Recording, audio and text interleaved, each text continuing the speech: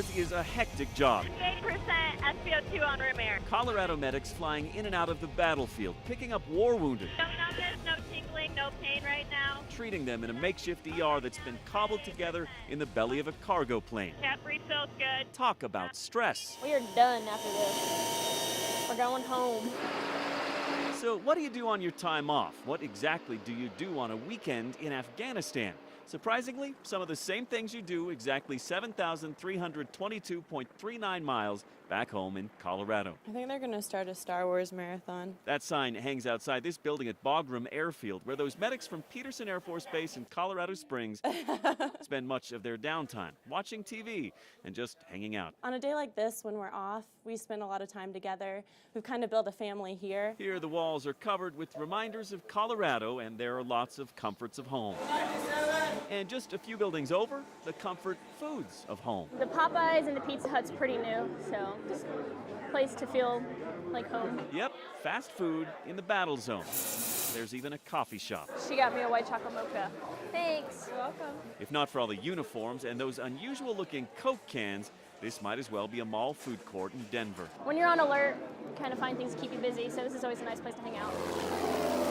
But just about the time the crew looks outside and sees those snowy mountains just like the ones back home and forgets for just a moment where they really are. All right, so show us home sweet home here. It's right in here. Reality sets back in. So, All wow, this has got to be less than 100 square feet. Yeah. And this is what you call home? This is where I sleep and Skype the family and just kind of wind down. For 21-year-old Chris Basham of Fountain, Colorado, reality here is a tiny plywood room, barely big enough for a bed. So this is pretty much your only private space in all of Afghanistan. This is the only private space we get. He decorates the place with reminders of home, mostly pictures of his girlfriend, who he Skypes with all the time and can't wait to see again. He often retreats here for solitude while all those women in his unit hang out together. All right, so this is the bazaar. On this day, they took us shopping at a marketplace manned by local villagers eager to make a buck off Americans with little else to spend their military pay on. How much? You remember how much I gave you last time? Oh, Couple hundred? couple hundred. Nice try. And it's here that we meet an unexpected merchant, a young man who looks like he's been watching some American reality TV. You look very American. I've heard that. I heard sometime they call me Jersey Shore. The Western influence on 24-year-old Jaweed is pretty evident, from the spiky hairdo to those designer clothes. He was just 13 years old when this war started, working as a translator.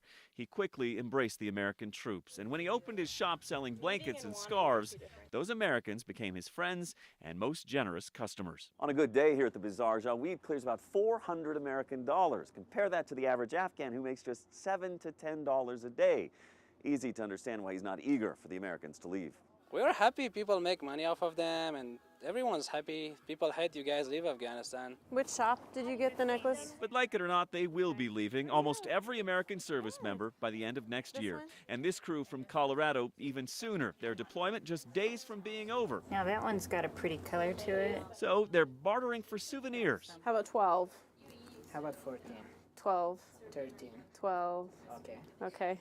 Stocking up on reminders of a place that's been a nice home away from home, but nowhere near as good as the real thing. Colorado girl.